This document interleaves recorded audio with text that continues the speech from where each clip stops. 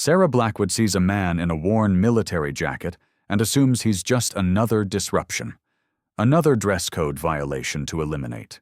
But what she doesn't know, that man is Master Sergeant Beck, a decorated Marine mentioned by name in his son's valedictory speech. Stick around, because when 6 Navy SEALs stand up in unison and GradRespect explodes online, Sarah's clipboard won't symbolize professionalism. It'll mark her fall. They thought he didn't belong. What they didn't know was that he'd earned his place more than anyone in the room. Curious about our global audience? Let us know where you're watching from and what time it is. Remember to subscribe for more content. Sarah Blackwood's fingers traced the polished edge of her staff badge, savoring its cool authority as she surveyed the steadily filling auditorium. 14 years as a lead event coordinator had taught her exactly what belonged at these prestigious ceremonies, and what didn't. The worn military jacket and faded jeans approaching the reserved section most certainly did not. Her spine straightened as she watched him lumber forward, this disheveled intruder, threatening the carefully curated atmosphere she'd spent hours perfecting.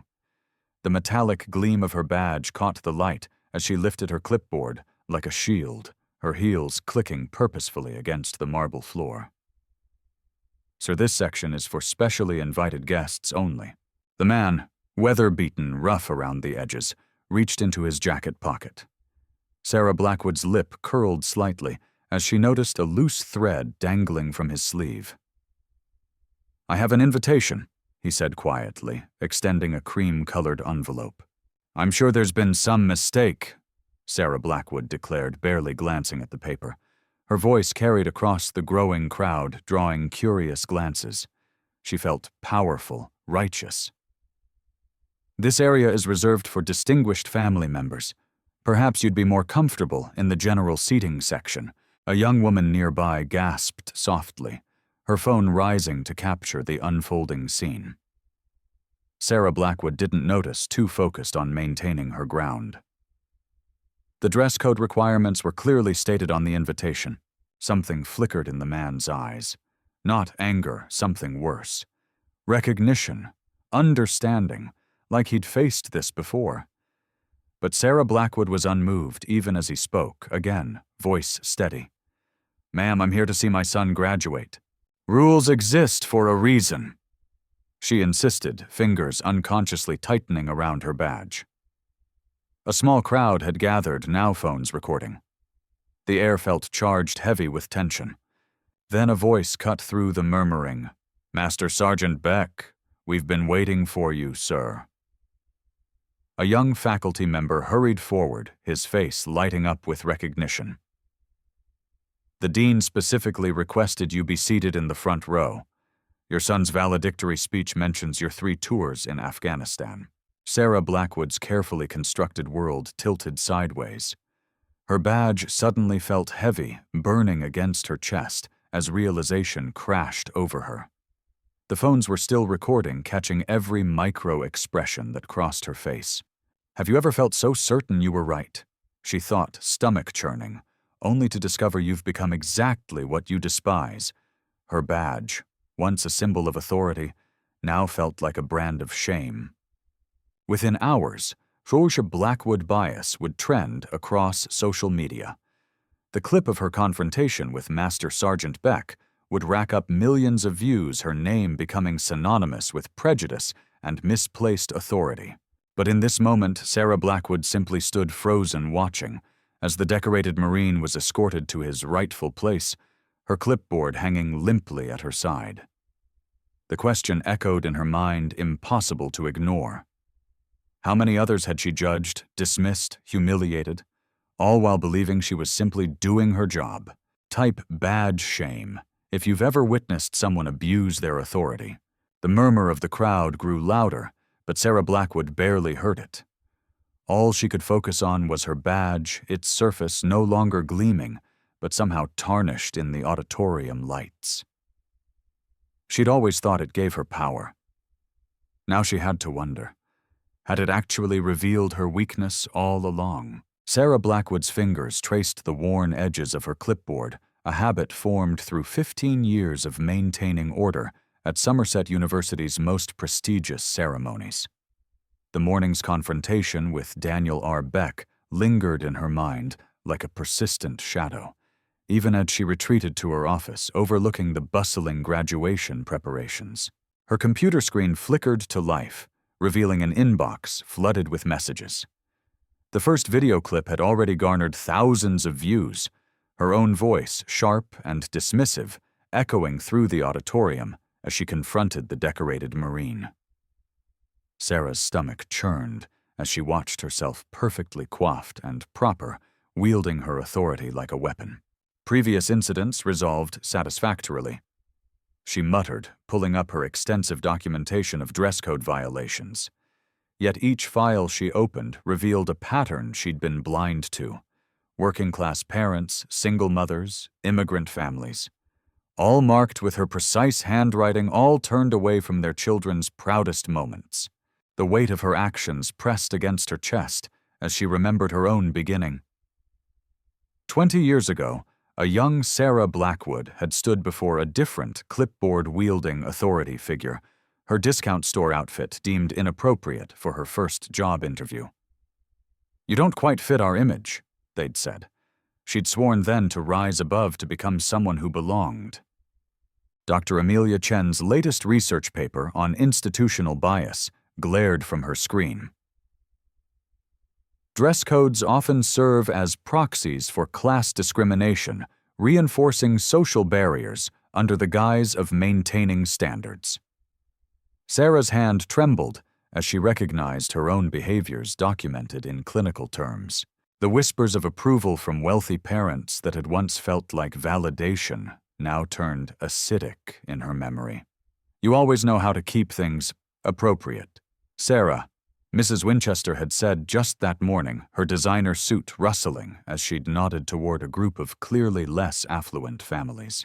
Sarah's perfectly pressed uniform felt increasingly constrictive as she reviewed security footage from previous ceremonies. Each clip revealed the same story, her rigid enforcement creating moments of quiet humiliation, all while she'd told herself she was maintaining standards. A notification pinged. Your graduation gatekeeper was trending locally. Her colleagues' supportive messages had dwindled to silence. Even Janet, her assistant of 5 years, had left a letter of transfer on her desk. Have you faced the moment when your principles crumble? Type standards if you've ever questioned what you thought was right. Sarah Blackwood's clipboard sat accusingly on her desk, its surface reflecting fluorescent lights like judgment. Each line of policy she'd faithfully enforced now read like a manual for exclusion. The morning's confrontation had cracked her carefully constructed facade, revealing the frightened young woman still seeking belonging through control. Her office, once a sanctuary of order, now felt like a monument to misplaced pride. As the afternoon sun cast harsh shadows across her awards for excellence in event management, Sarah Blackwood faced the growing realization that she'd become what she'd once feared, a gatekeeper of dignity measuring human worth by the thread count of their clothes. The weight of 15 years of perfectly maintained standards pressed down on her shoulders, heavier than any clipboard had ever been. Tomorrow's ceremony loomed ahead, but for the first time in her career, Sarah Blackwood questioned whether she belonged behind that podium of power. Sarah Blackwood's fingers tighten around her once pristine clipboard, now marked with nervous indentations from her nails. The graduation ceremony continues behind the thick auditorium doors, but here in the marble-floored foyer, her carefully constructed world begins to crumble. The security officers she summoned exchange uncomfortable glances, their radios falling silent after the initial crackle of response. "Ms. Blackwood?" One starts hesitantly. "Master Sergeant Beck's military credentials check out completely.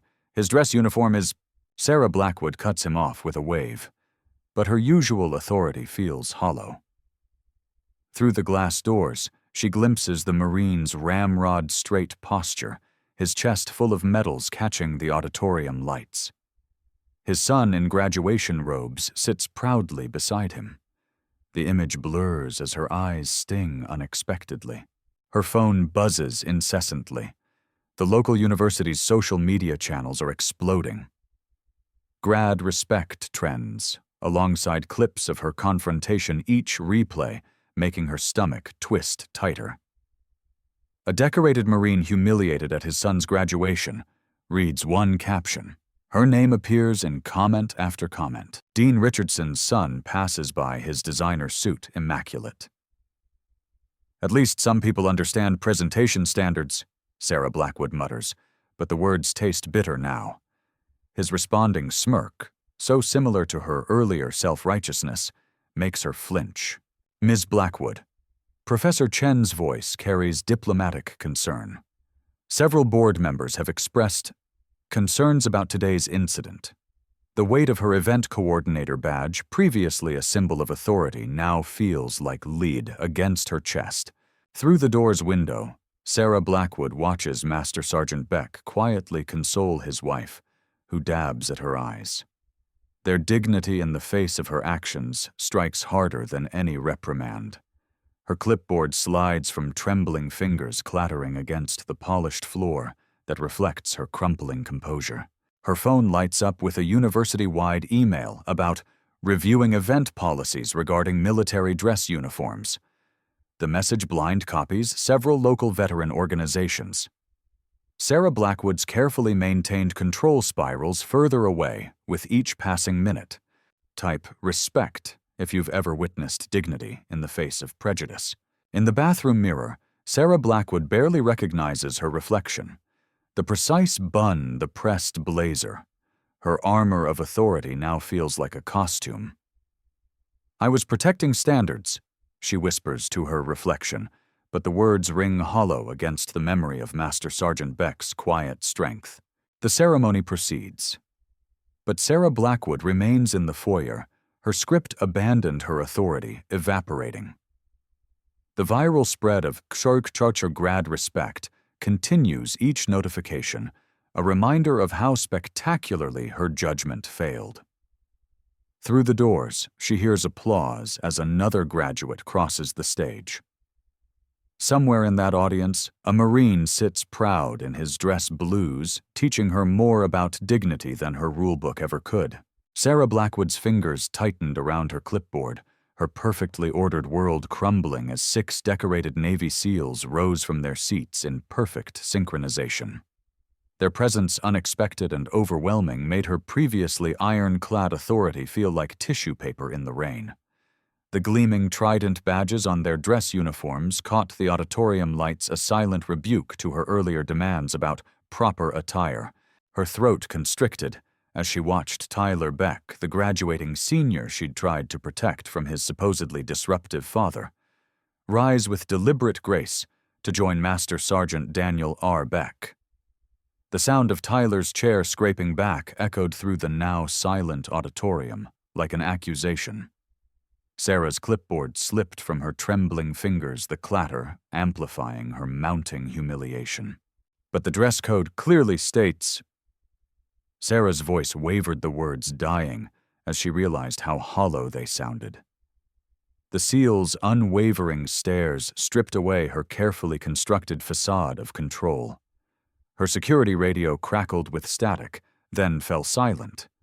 Even her backup seemed to understand the gravity of her mistake. The viral moment was inevitable.